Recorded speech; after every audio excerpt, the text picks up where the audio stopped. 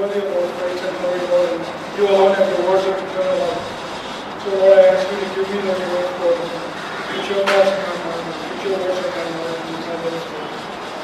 Pray that you open our hearing and help us to listen to what you have to say. In the name of good prayer, in Jesus' name, amen. Well, my family and I are delighted to be here with you once again. It's such a pleasure to be here with God's people. मैं और मेरे परिवार बहुत खुश है कि हम आज आप सभी के बीच में हैं यहाँ पर। I want to start with one question. How many disciples, when Jesus was on earth, how many disciples did he have? एक प्रश्न पूछना है कि जब प्रभु यीशु इस दुनिया में था,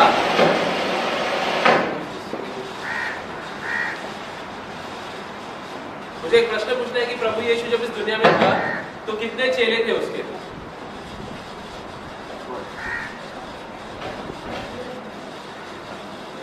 12, 70? 70। Read Matthew chapter 10. मत्ती चैप्टर 10 पढ़ेंगे। 1, chapter 10, verse 1. वाक्य 1, मत्ती चैप्टर 10 वाक्य 1।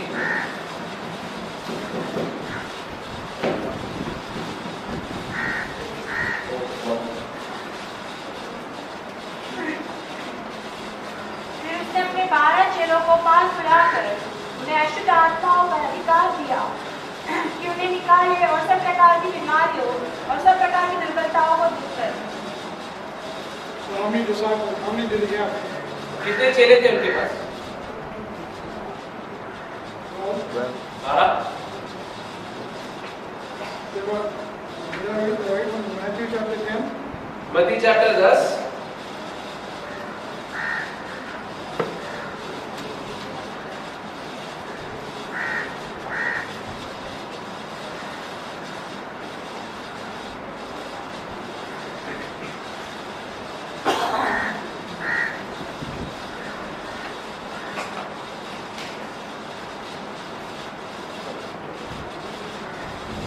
Can you read 1 Corinthians 15, पहला कोरिन्थियों 15 में जाएंगे।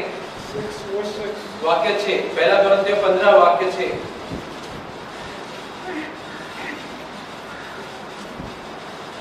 फिर वह 500 से अधिक भाइयों को एक साथ दिखाई दिया, जिनमें से बहुत से अब तक जीवित हैं, पर कुछ सो गए।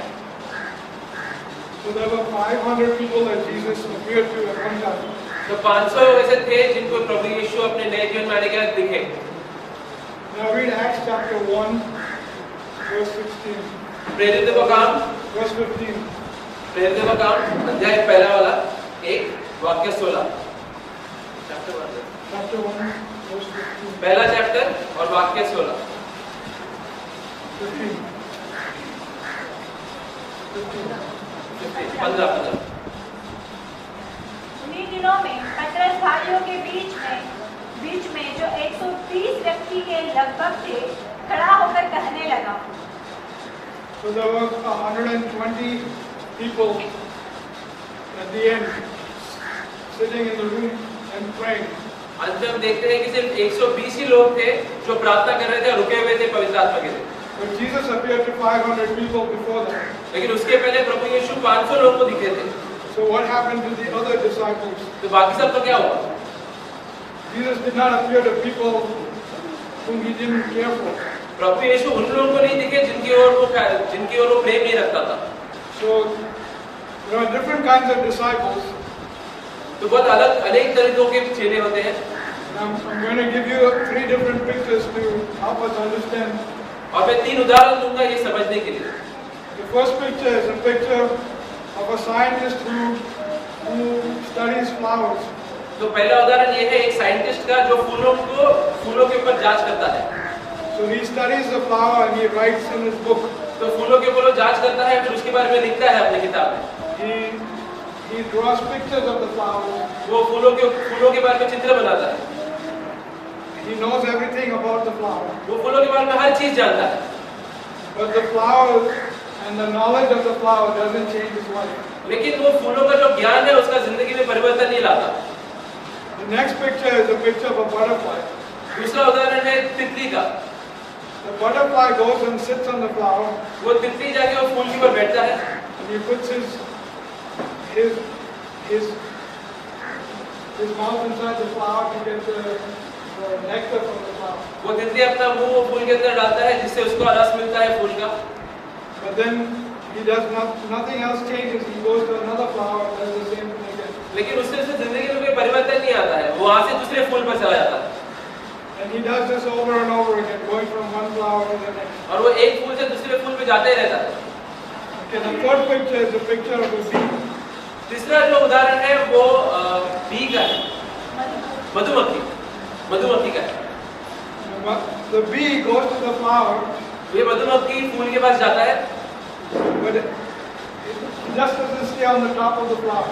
वो खाली फूल के ऊपर नहीं बैठता In a few seconds, he's deep down inside the flower. You don't even see him. वो फूल के एकदम अंदर घुस जाता है कि ताकि हम उसे देख भी नहीं पाते And he stays inside for a long time. और वो काफी टाइम तक उसके अंदर ही रहता है And then he comes out फिर वो बाहर आता है and he goes to another flower. फिर और एक फूल पर जाता है And he goes deep in that flower also. वापस उसके अंदर घुस जाता है And he stays there for a long time. फिर वहां पर काफी समय तक रहता है Now, when the bee is in the flower, जब ये मधुमक्खी वो फूल के अंदर रहता है because he's deep inside, क्योंकि वो बहुत गहराई में है all the parts of the flower stick to his body.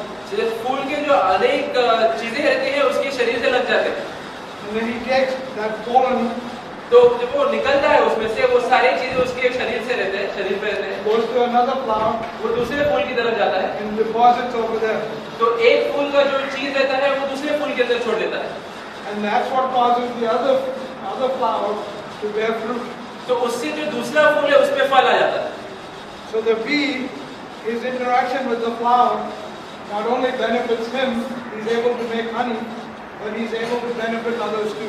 तो ये जो मधुमक्खी है फूल के पास जाने से खाली उससे ही फायदा नहीं होता दूसरों को भी फायदा होता है So these three pictures are three different kinds of disciples. तो ये तीन उदाहरण तीन अलग अलग तरीकों के चेलों के बारे में होता है The first one, the scientists, तो सबसे पहले जो साइंटिस्ट था are like people who have a lot of knowledge about the Bible. वो ऐसे लोग रहते हैं जिनको बहुत ज्ञान है बाइबल के बारे में They have studied the Bible and they know the Greek and the Hebrew and everything. उन्होंने बाइबल पढ़ा है उसके हर एक चीज के बारे में उनको उससे वाकिफ है वो But it doesn't change their life. लेकिन उससे उनकी जिंदगी में कोई बदलाव नहीं आता They just know about Jesus and they talk a lot about Jesus, but their life is not changed. तो प्रभु यीशु के बारे में बहुत जानते हैं उनके बारे में बहुत बात करते हैं लेकिन उनकी जिंदगी में कोई बदलाव नहीं आता And some other people, some other disciples are like the butterfly. कुछ और चेले होते हैं जो तितली के जैसे रहते हैं They go to the meeting every Sunday, वो लोग हर संडे को मीटिंग में आते हैं but the meeting, they hear things in the meeting वो लोग मीटिंग में काफी कुछ सुनते हैं and they get emotionally excited, बहुत भावुक हो जाते हैं but nothing changes in their life. लेकिन फिर भी उनकी जिंदगी में कोई बदलाव नहीं आता During the week, So the life is the same. हफ्ते के बीच में उनकी जिंदगी वैसी का वैसे ही रहता है They go when the preachers come to town, they go and listen to the big meetings. तो कभी भी कोई प्रचारक शहर में आता है तो जाके वो सुनते हैं So they look like they're having a lot of interaction with Jesus, तो ऐसे देख के ऐसा लगता है कि वो बहुत धार्मिक है प्रभु के बहुत करीब है but nothing changes in their behavior. लेकिन उनकी जिंदगी में कोई बदलाव नहीं रहता Then there are disciples who are like the bee. फिर ऐसे चेले हैं जो वो मधुमक्खी के जैसे हैं They have a deep connection with Jesus. उनका बहुत ही गहरा रिश्ता है उनका प्रभु यीशु के साथ They spend a lot of time with Jesus. प्रभु यीशु के साथ बहुत समय बिताते हैं And Jesus rubs off on their body. और प्रभु यीशु का जो जीवन है उनके जीवन के ऊपर आ जाता है Their life has parts of Jesus in it. उनके जीवन में प्रभु यीशु दिखाई देता है And the more they spend time with Jesus, the more and more like Jesus they become. और जितना वो समय बिताते जाते हैं उतना वो प्रभु यीशु के जैसे बनते जाते हैं And not only is their own life changing, और सिर्फ उनका ही जीवन नहीं बदलता but they become a blessing to other people too. लेकिन वो दूसरों के लिए भी एक आशीष बन जाते हैं Because the little that they understand about Jesus, क्योंकि जितना वो प्रभु यीशु के बारे में जानने लगते हैं they share it with others. वो दूसरों को भी वो चीज दिखाने लगते हैं They use it to encourage someone else. वो उससे दूसरों को प्रोत्साहन देते हैं They make it possible for others to bear fruit. इससे दूसरे लोग भी फल ला सकते हैं अपनी जिंदगी में So my question to to each of us is, what kind of disciple do you want to be? तो मेरा प्रश्न आज हम सभी के लिए ये है कि हम किस तरीके के चेले हैं? Do you want to be like the scientist who just has an intellectual knowledge? क्या हमें वो साइंटिस्ट की जैसे बनना है जिसको बस एक दिमागी ज्ञान है प्रभु यीशु के बारे में? Or do you want to be like the butterfly या हमें वो तितली के जैसा रहना है who has an outward show, very beautiful, जिसका बस बाहरी जीवन है प्रभु यीशु की जो और but nothing changes inside? लेकिन अंदर से कुछ बदला नहीं है? And then you can be a disciple like a bee या हमें मधुमक्खी की जैसे बनना है who has a deep connection with Jesus Christ. जिसका प्रभु यीशु के साथ एक गहरा रिश्ता है? He not only gets something from Jesus Christ, but he gives it to others also. वो सिर्फ खुद ही नहीं पाता प्रभु यीशु से, लेकिन जो पाता है दूसरों को भी देता है। Turn to Jeremiah chapter 17. यिर्मयाह चैप्टर 17, यिर्मयाह चैप्टर 17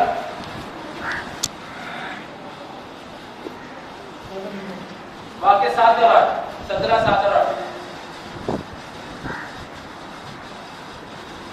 धन्य वह पुरुष जो यहोवा पर भरोसा रखता है, जिसने परमेश्वर को अपना आधार माना हो। वह उस वृक्ष के समान होगा जो नदी के किनारे लगा हो और उसकी जड़ जल के पास फैली हो। जब धूप होगी तब उसको न लगेगी, उसके पत्ते हरे रहेंगे और सूखे वर्ष में भी उनके विषय में कुछ चिंता न हो, क्योंकि वह तब भी फलता रहेगा। This is the type of disciple we should be. हमको इस तरीके का चेला बनना है, Like a tree that's planted by the water, एक ऐसा पेड़ जो एक पानी के झरिए के बाजू में लगा हुआ है, and his roots are so deep down, जिसका जो रूट्स रहता है बहुत गहरा जा चुका है। so his life is not dependent on whether you get rain or you don't get rain. तो उसका जीवन बारिश के ऊपर निर्भर नहीं है। So it doesn't matter whether the sun is hot अगर भले धूप बहुत ज्यादा हो, or whether it's very cold, भले ठंड बहुत ज्यादा हो, because it's always, the leaves are always green, लेकिन फिर भी उसके पत्ते हमेशा हरे रहते हैं, because the source of its life क्योंकि उसका जो जीवन है वो इन सब पे निर्भर नहीं है, is not dependent on the circumstances around it, उसके आजू बाजू की परिस्थितियों पे वो निर्भर नहीं है।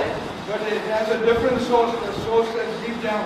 उसका जीवन जो अंदर जो पानी मिल रहा है झरने के द्वारा उस पर निर्भर है। So when we have a deep connection with Jesus Christ, उसी तरीके से जब हमारे पास एक गहरा रिश्ता होता है प्रभु यीशु के साथ, no matter what happens around us, हमारे आजू बाजू चाहे कुछ भी हो जाए, we can still bear good fruit. हम फिर भी हमेशा फल लेकर आ सकते हैं। Our leaves will still be green. हमारे पत्ते हमेशा हरे रहेंगे In our life, the life of Jesus will be shown to others. और प्रभु यीशु का जीवन बाकी सबको दिखाई देगा। So that's the kind of disciple that God would want us to be. तो प्रभु चाहता है हम इस तरीके के चेले बने। God bless you. प्रभु